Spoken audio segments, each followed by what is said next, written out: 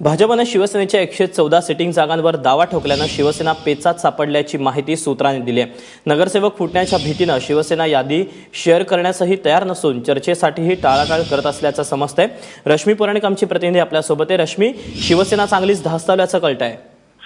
नक्कीच दीपक, आपण पाहतोय की भाजपने जी 114 जागांची यादी बनवली आहे त्यामध्ये अशा जागा किंवा वॉर्ड आहेत ज्यामध्ये एकतर भाजप जे शिवसेनेचे बालेकिल्ले समजले जातात, जिथे भाजपचे आमदार आलेले आहेत, अशा जागांमधील जे वॉर्ड आहेत ते भाजपने मागितलेले आहेत आणि ही 114 जागांची यादी तयार आहे।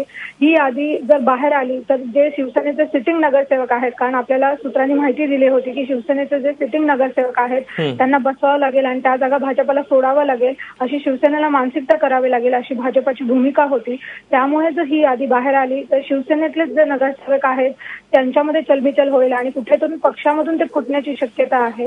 म्हणूनच शिवसेना आता चर्चेला यायला तयार नाही आहे असा भाजपचा दावा आहे। त्याच वेळेला जेव्हा शिवसेनेकडनं आरोप केले जात आहेत की भाजपाचे नेते हे प्रसारमाध्यमांशी बोलत आहेत, तेव्हा भाजपचा हा दावा आहे की शिवसेनेचे नेते प्रसारमाध्यमांमध्ये जाऊन मुलाखती देत आहेत, सामनाच्या अग्रलेखांना टीका करत आहेत। त्याच वेळेला जेव्हा ते म्हणत आहेत की भाजपाचे कोणते नेते चर्चेला येत आहेत, त्यावेळेला भाजपचं तर असं म्हणणं आहे की आमचे प्रदेशाध्यक्ष, मुंबई अध्यक्ष आणि 2 कॅबिनेट मंत्री पदावरचे नेते येत असताना भाजप शिवसेना कोणाला पाठवत आहे चर्चेसाठी, तर उपविभाग प्रमुख आणि उपनेत्यांना।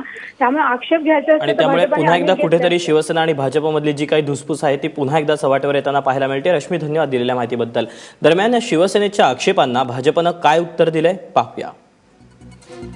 शिवसेनेवर भाजपने आक्षेप काय आहेत तर शिवसेनेचे नेते चॅनलला मुलाखती देतात, सामनामध्ये अग्रलेख लिहितात आणि भाजपला बोलण्याचा सल्ला देतात। बैठकीत भाजपचे 2 मंत्री, मुंबई अध्यक्ष आणि प्रदेशाध्यक्ष येतात, पण शिवसेनेकडून फक्त खासदार, उपनेता आणि विभाग प्रमुख येतात। चर्चेची डेडलाईनही शिवसेनाच ठरवते, सगळ्या अटी शिवसेना घालते, चर्चा कधी करायची किंवा करायची नाही हे सेनाच ठरवते, असे काही आक्षेप भाजपनं घेतलेले आहेत शिवसेनेवर। दरम्यान चौथा आक्षेप म्हणजे पारदर्शकतेच्या मुद्द्यावर फक्त उद्धव ठाकरे आणि मुख्यमंत्री बोलतील, हेही शिवसेनेनंच ठरवलं।